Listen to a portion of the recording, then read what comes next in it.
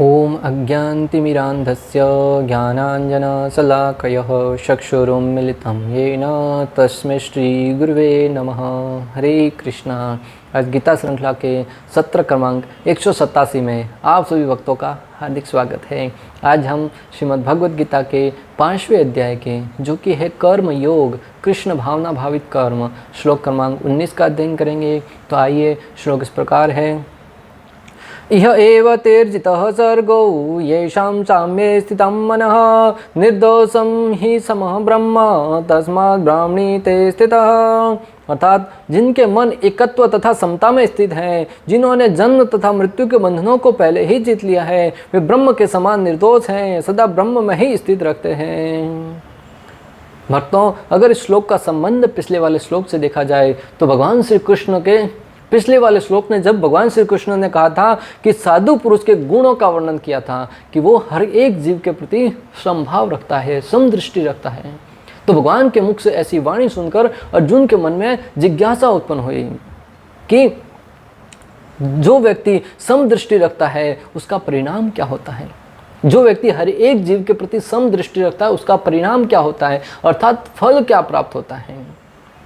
आज हम देख रहे हैं कि ज़्यादातर लोग हैं वो जीवों के प्रति हिंसा करते आ रहे हैं, जीवों के प्रति भेदभाव करते आ रहे हैं। ये कम बुद्धि का है, ये ऐसा है, ये प्राणी है, ये खाने योग्य है, ये मानने योग्य है, ये ऐसा व्यवहार करने योग्य है।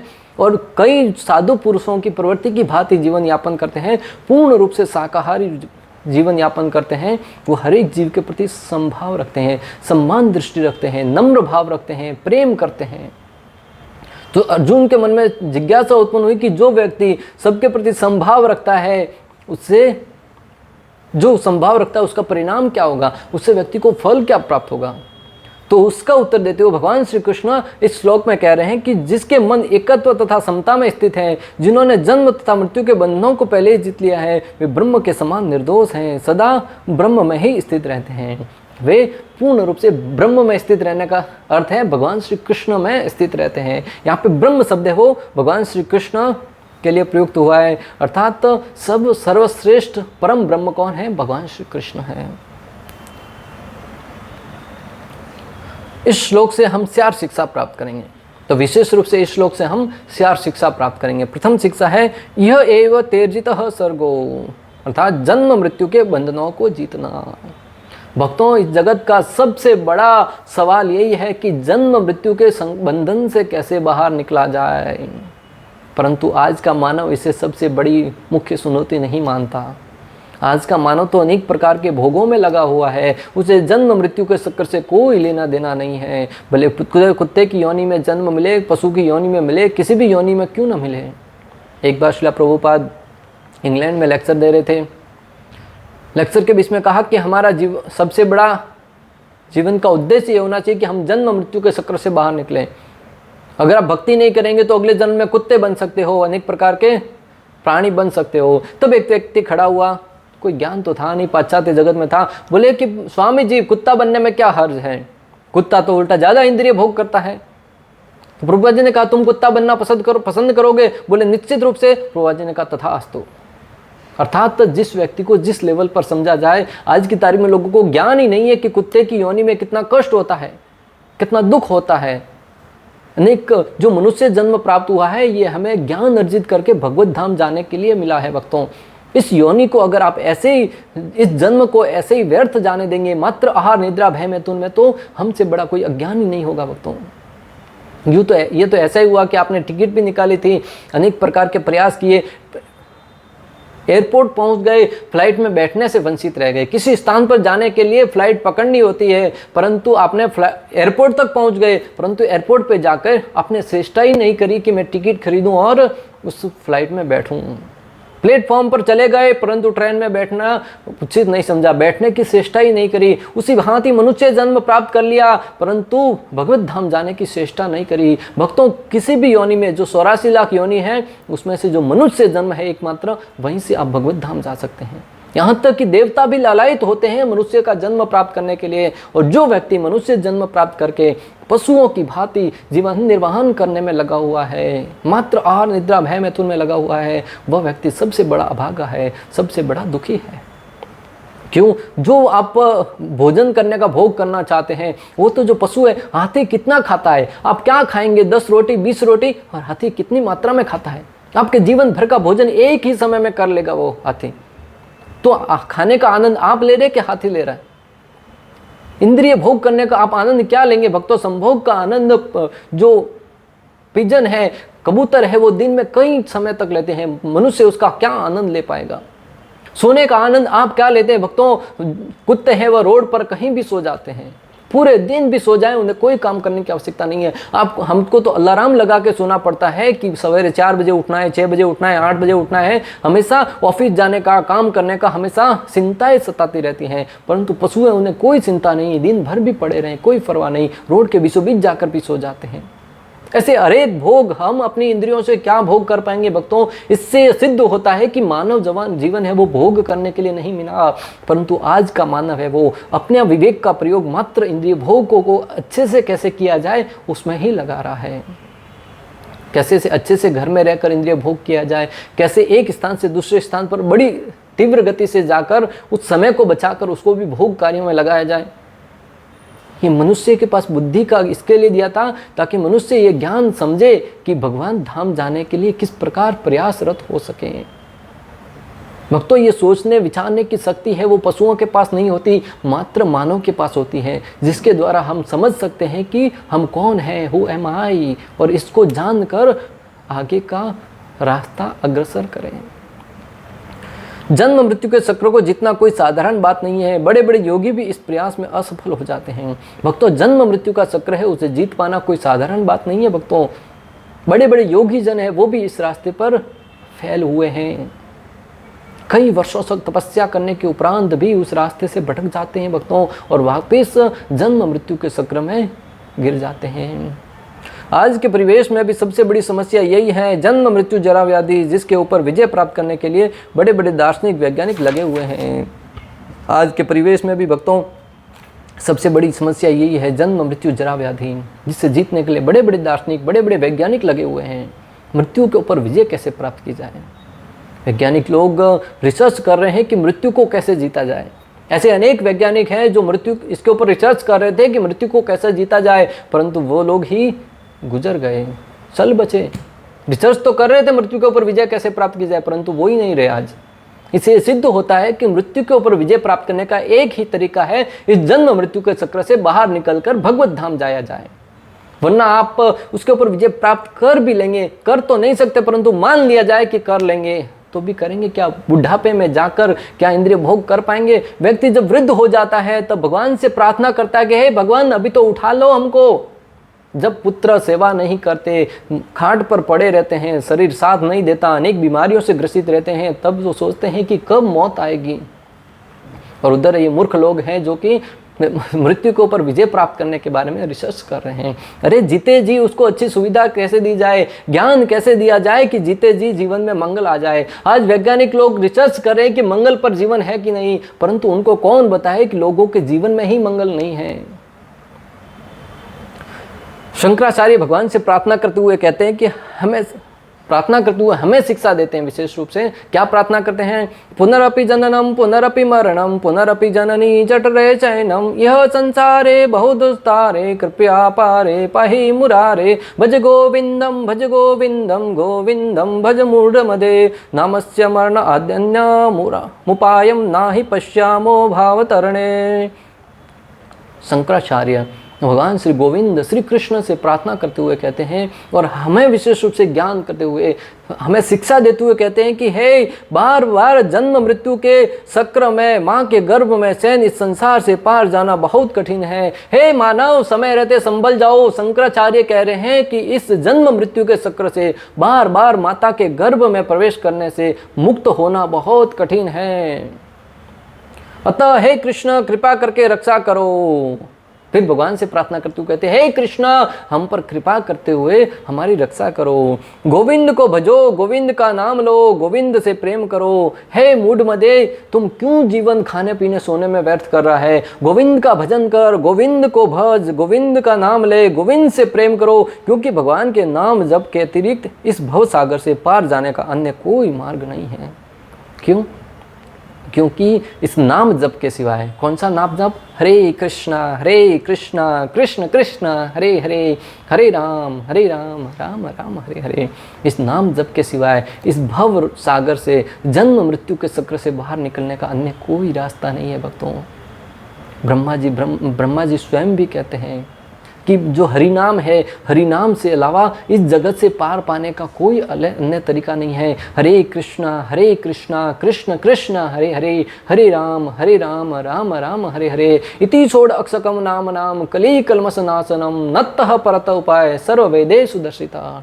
ब्रह्मा जी नारद मुनि से कहते हैं कि जो हरे कृष्ण महामंत्र है, ये ही इस भव बंधन से, कलयुग में जन्म मृत्यु के चक्र से छूटने का एकमात्र रास्ता है। मैंने समस्त शास्त्रों को पढ़ लिया, समस्त वेदों को पढ़ लिया, परंतु इससे बेहतर उपाय कोई नहीं है। हरेर नाम एव केवलम कलयौ न अस्तिव गतिर अन्यथा। कलयुग में केवल हरि नाम और हरि नाम ही मुक्ति प्राप्त करने का, इस जगत से बाहर जाने का एकमात्र साधन है हरि नाम। इसके अलावा अन्य कोई रास्ता नहीं है, कोई तरीका नहीं है। एक बार नहीं, तीन बार ब्रह्मा जी नारद मुनि से कह रहे हैं भक्तों। ब्रह्मा जी की वाणी को सुनकर, हृदय में उतार कर हरि नाम जप करने में आज से ही अपने आप को लगा दो भक्तों। समय रहते संभल जाओ, वरना जीवन में और दुख के अथाह सागर में प्रवेश करोगे। आगे आने वाला कलयुग और भयंकर होने वाला है। आज आप देखिए, मनुष्य की आयु घटते जा रही है, अनेक प्रकार की बीमारियों से ग्रसित होता जा रहा है। जब पशु योनि में प्रवेश करोगे, तब वहां पर लोग अनेक प्रकार के अत्याचार करेंगे तुम्हारे ऊपर। अभी तो कलयुग के कुछ ही वर्ष बीते हैं, परंतु आगे आने वाले कलयुग के वर्ष हैं वो और भी बहुत ही दयनीय स्थिति से गुजरने वाले हैं भक्तों। इसलिए समय रहते समझ जाओ, मानव जन्म प्राप्त हुआ है, भगवान श्री हरि के नाम का भजन करके भगवत धाम चले जाओ, जहां से इस भौतिक जगत में न आना पड़े। वरना अगर अनेक योनियों में भ्रमण करते रहेंगे, कुत्ते के, कभी बिल्ली के, कभी खरगोश के, अनेक योनियों में भ्रमण करोगे, वहां पर दुख के सिवाय कुछ नहीं मिलेगा। और कलयुग में तो लोग देखते ही तुम्हें मारने के लिए पीछे भागते हैं। इसलिए समय रहते संभल जाना चाहिए भक्तों। मैं नहीं कह रहा हूं, शंकराचार्य निवेदन कर रहे हैं कि भज गोविंदम मूढ़ मदे। हे मूर्ख, गोविंद का भजन कर, क्यों समय खाने पीने सोने में लगा रहा है। आज लोग बच्चों की शादी करवाना, परिवार का पोषण करना, समाज में, यहाँ पर राजनीति में कोई पद प्राप्त करने को बड़ी उपलब्धि मानते हैं, परंतु ये वास्तविक उपलब्धि नहीं है भक्तों। आज व्यक्ति जब अपने बच्चों की शादी करवा लेता है, घर को अच्छे से सेटल करता है, तब सोचता है कि मैं तो बड़ी उपलब्धि प्राप्त कर ली।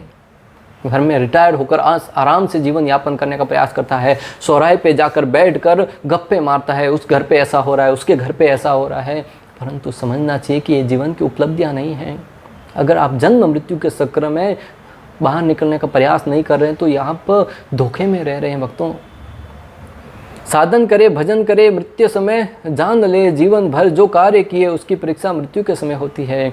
साधन करे, भजन करे, मृत्यु समय जान ले। जो व्यक्ति ने क्या साधन किए हैं, क्या भजन किए हैं, मृत्यु के समय ही मालूम पड़ता है।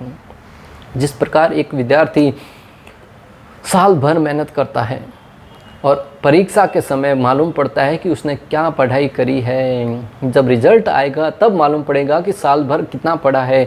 पुस्तक लेके बैठा रहेगा पूरे दिन पूरी रात, परंतु परीक्षा में अंक कितने आए उससे मालूम पड़ेगा कि वास्तव में उसने मेहनत करी कि नहीं। अभी कोरोना के कारण ऑनलाइन पढ़ाई चालू है, बच्चे पढ़ रहे हैं, क्या कर रहे हैं मोबाइल में, माता पिता को पता ही नहीं।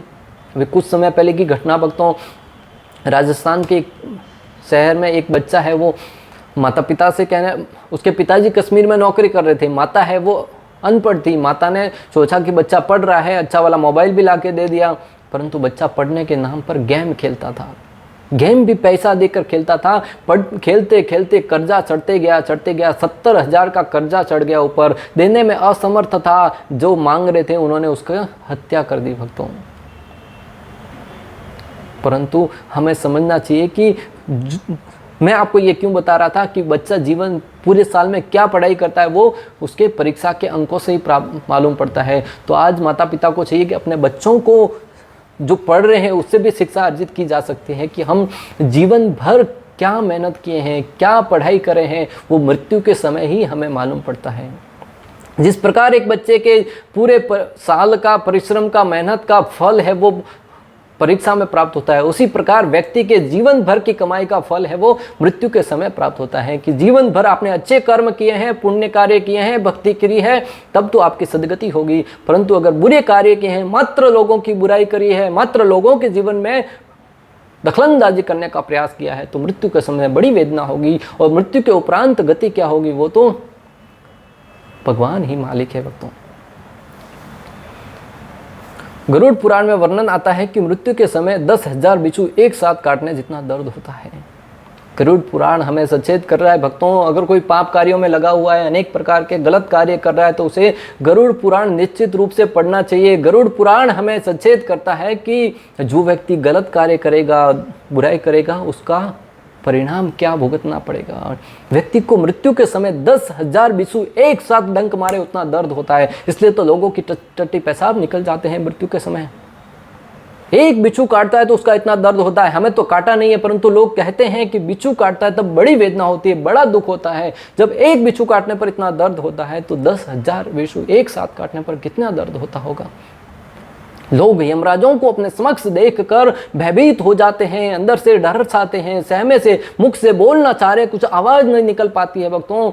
यमराज है वो उसको शरीर के अंदर से घसीट कर खींच कर लेके जाते हैं, तब बड़ी कष्ट होती है भक्तों।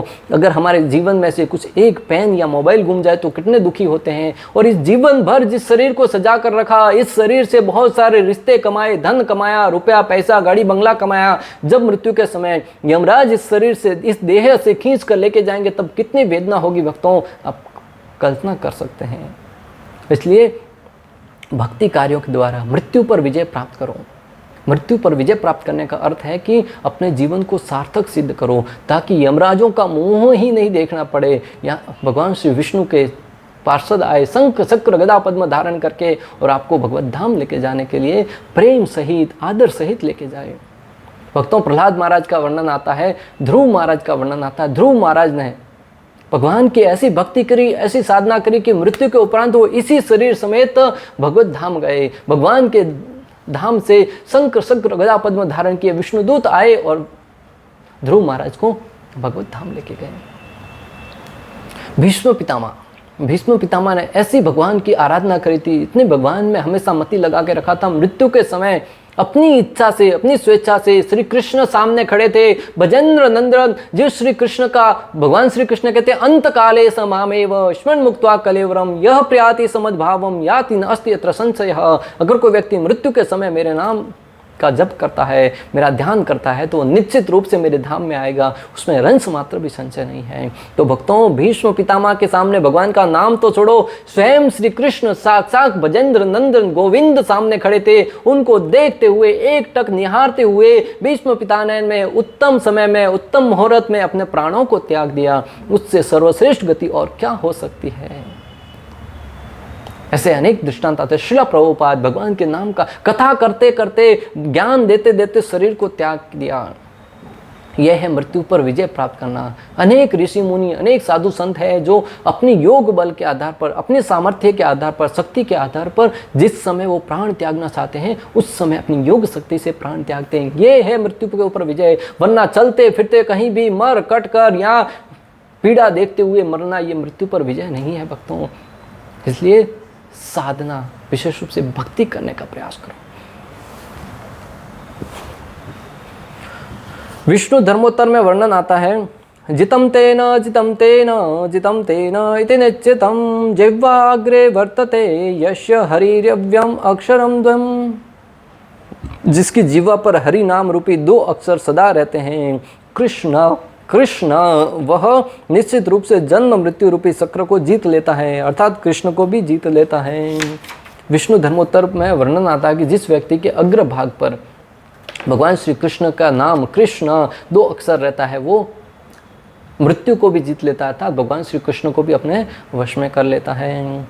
भगवान श्री कृष्ण आश्वासन देते हुए गीता 9.30 में अर्जुन से कहते हैं, कौन्तेय प्रतिजानीहि न मे भक्त्या प्रणश्यति। भगवान श्री कृष्ण अर्जुन से कहते हैं कि हे अर्जुन, ये घोषणा करो निडर होकर कि मेरे भक्त का कभी नाश नहीं होता। तो भगवान इतना बड़ा आश्वासन दे रहे, तो हमें भगवान पर श्रद्धा रख के भगवान की भक्ति में लगना चाहिए। अगर कोई जीवन भर भगवान के नाम का स्मरण करता है, मृत्यु के समय अगर स्मरण न कर पाए तो भगवान उसे स्मरण करवाते हैं। और अगर कोई मृत्यु के समय भगवान का स्मरण करता है तो उसका भगवत धाम के में जाना निश्चित है। अगर कोई व्यक्ति जीवन भर भगवान के नाम का जप करता है, प्रतिदिन 16 माला जप करता है और मृत्यु के समय अगर भगवान का नाम न भी ले पाए, श्री कृष्ण कहते हैं कि मैं उसे स्मरण करवाता हूँ, मैं उसे मेरा नाम लेने के लिए प्रेरणा प्रदान करता हूँ। और श्री कृष्ण 8.5 कह चुके हैं कि अंतिम समय में, मृत्यु के समय जो मेरा नाम लेगा वो मेरे धाम में आने का अधिकारी बन जाएगा। दूसरा शब्द है येषाम सामे स्थितम मनः, ऐसा व्यक्ति जिसकी दृष्टि सबके लिए सम्मान है। दृष्टि सम्मान है पर व्यवहार नहीं। हमें प्रत्येक जीव पर दया करते हुए उनका पोषण करना है, पर सबको घर लाकर साथ में रखना उचित नहीं है। ऐसा व्यक्ति जिसकी दृष्टि सब पर सम्मान रूप से व्यवहार करती है। यहाँ पर भगवान श्री कृष्ण अर्जुन को विशेष रूप से संदेश देना चाह रहे हैं कि तुम दुष्टों के प्रति कठोर व्यवहार करो। तुम्हें दृष्टि सबके प्रति सम्मान रखनी है, प्रत्येक जीव में परमात्मा रूप में मेरा अंश मानते हुए उसको सम्मान दृष्टि से देखना है। परंतु जो व्यक्ति गलत कार्य कर रहा है उनको सजा देने के लिए पीछे नहीं हिसकना है। इसी बात ही, अगर कोई व्यक्ति गलत कार्य करेगा, उदंडता करेगा, सरकार को उसे दंड देना ही पड़ेगा, वरना वो अपने शक्ति से दूसरे अनेक सामान्य जीवों को तबाह करेगा। इससे जो रक्षक है, जो शासन वर्ग में है, उनको चाहिए कि उनको दंड द्वारा शिक्षित करें। तीसरा शब्द है निर्दोष, निर्दोषम ही सम ब्रह्म, वे ब्रह्म के समान निर्दोष हो जाते हैं। जो लोग भक्ति में लगे हुए हैं, कृष्ण भावनामृत में लगे हुए हैं, वो ब्रह्म के समान निर्दोष हो जाते हैं। अर्थात भगवान जैसे निर्दोष हैं, भगवान किसी के प्रति कोई भेदभाव नहीं करते। भगवान श्री कृष्ण कहते भी हैं 9.29 में, सम्मोहम सर्वभूतेषु न मे द्वेष्यो अस्ति न प्रियः, मैं प्रत्येक जीव के प्रति समभाव रहता हूँ। उसी भांति अगर कोई व्यक्ति भक्ति कार्य में लगा हुआ है, कृष्ण भावनामृत में लगा हुआ है, तो वो भी प्रत्येक व्यक्ति के प्रति समभाव हो जाता है। भगवान निर्दोष हैं क्योंकि वे आसक्ति अथवा घृणा से रहित हैं। इसी प्रकार जब जीव आसक्ति अथवा घृणा से रहित होता है तो वह भी निर्दोष बन जाता है। अभी हम अनेक दोषों से युक्त हैं, हमारे अंदर अनेक प्रकार का दोष है, दूसरों को अंदर बुराई देखने का, दूसरों से ईर्ष्या करने का, दूसरों से जलन करने का, अनेक प्रकार के दोष लगे हुए हैं। परंतु जब भक्ति के द्वारा हम उस अवस्था तक पहुंच जाएंगे तब भगवान की भांति हम निर्दोष हो जाएंगे, क्योंकि हमारे अंदर घृणा, ईर्ष्या, द्वेष की भावना है वो नहीं रहेगी। एक साधु है वो प्रत्येक जीव को सम्मान दृष्टि से देखेगा, और जब सम्मान दृष्टि से देखेंगे तो हमारे अंदर ईर्ष्या है वो स्वतः ही समाप्त हो जाएगी। श्रीमद् भागवतम 7.1.26 में भी वर्णन आता है, तस्माद्वेरानुबद्धेन निवेरेण भयेन वा स्नेहकात्मिन्न वा योज्यात् कंचित् ते पृथकम्। अतः यदि कोई बद्ध जीव किसी भी तरह शत्रुता या भक्ति, भय, स्नेह या विषय वासना से द्वारा, इसमें से किसी भी या सभी के द्वारा भी अगर मन को भगवान पर एकाग्र करता है तो वह फल एक जैसा मिलता है, क्योंकि अपनी आनंद में स्थिति के कारण भगवान कभी भी शत्रुता या मित्रता द्वारा प्रभावित नहीं होते। भागवतम में नारद मुनि युधिष्ठिर महाराज से कहते हैं कि अगर कोई व्यक्ति, विशेष रूप से ये श्लोक का उच्चारण क्यों किए, क्योंकि लोग भगवान पर पक्षपात का आरोप लगाते हैं कि भगवान है वो पांडवों के प्रति तो पक्ष लिए, परंतु जो कौरव थे उनके प्रति दुष्भाव रखा। एक दृष्टि यह है कि वो उद्यमी थे, समाज में अत्याचार फैला रहे थे, उसके लिए उनको दंड दिया। दूसरी बात कि भगवान की उपस्थिति में अगर कोई भी व्यक्ति शरीर त्यागता है तो वो भगवान को ही प्राप्त करता है, पुण्य गति को ही प्राप्त करता है। इसलिए तो रामायण में लंका कांड को भक्तों पेड़ का फल कहा गया। क्यों? जहां पर सर्वनाश के सिवाय कुछ नहीं हुआ, फिर भी उसको पेड़ का फल क्यों कहा गया? क्योंकि भगवान श्री रामचंद्र की उपस्थिति में जब लोगों ने प्राण त्यागे तो वो मुक्ति को प्राप्त किए। उसी भांति कुरुक्षेत्र के युद्ध स्थल में श्री कृष्ण की उपस्थिति में जिन लोगों ने प्राण त्यागे वो मुक्त हो गए भक्तों। इसलिए भगवान की उपस्थिति में भले व्यक्ति मुक्त, भगवान किसी के ऊपर दंड भी देते ना, वो प्रेम भाव से निहित होता है, उससे उस जीव का कल्याण होता है। और जो प्रताड़ित हो रहे थे उन सब प्रताड़ित करने वाले राजाओं से मुक्त हो जाते हैं। इसका अर्थ है भगवान किसी को दंड भी देते हैं तो उस पर कृपा करने के लिए। इसका अर्थ है कि भगवान अगर किसी को दंड भी देते हैं तो मात्र एक ही उद्देश्य होता है कि वो जीवों पर कृपा करना चाहते हैं, उन पर दया करना चाहते हैं। तस्मात् ब्रह्म, अगला चौथा शब्द है तस्मात् ब्राह्मणी ते स्थिता, वे सदा श्री कृष्ण के हृदय में स्थित रहते हैं। जो व्यक्ति के अंदर ये सब गुण होते हैं ना, वो हमेशा श्री कृष्ण के हृदय में स्थित रहते हैं। अतः भगवान श्री कृष्ण यहाँ पर अर्जुन को संकेत कर रहे हैं कि तुम मुझ में स्थित होकर युद्ध करो, इस प्रकार तुम पर किसी प्रकार का दोष नहीं लगेगा। संपूर्ण श्लोक का सार कहा जाए भक्तों, भगवान श्री कृष्ण अर्जुन को संकेत दे रहे हैं, निर्देश दे रहे हैं कि तुम मेरे हृदय में स्थित होकर अर्थात मेरी वाणी के अनुसार, मेरे कहे अनुसार कार्य करो। तुम्हें कोई भी व्यक्ति किसी दोष के लिए उत्तरदायी नहीं मानेगा। तुम्हें कोई दोष नहीं देगा कि अर्जुन ने अपने भाइयों पर वार किया। तुम्हें कोई समाज दोष नहीं देगा कि अर्जुन ने इतने लोगों का नरसंहार किया। क्यों? तुम मेरे आदेश का पालन कर रहे हो, धर्म की स्थापना करने के लिए कार्य कर रहे हो, इसलिए उठ खड़े होकर मात्र मेरी आज्ञा का पालन करने के लिए कर्म करो। भगवान श्री कृष्ण इतना सब ज्ञान क्यों दे रहे हैं? अर्जुन सर्वश्रेष्ठ बुद्धि के द्वारा समझकर जब एक बार खड़ा होगा ना, फिर उस रास्ते से भटकेगा नहीं। इस प्रकार श्लोक क्रमांक 19 का भक्ति वेदांत तात्पर्य पूर्ण हुआ। अंत तक हमारे साथ बने रहने के लिए आप सभी का हृदयपूर्वक, प्रेम पूर्वक बहुत बहुत धन्यवाद। श्रीला प्रभुपाद की जय, श्री श्री राधा गोपीनाथ भगवान की जय, श्रीमद् भगवद गीता की जय। हरे कृष्णा कृष्ण कृष्ण हरे हरे, हरे राम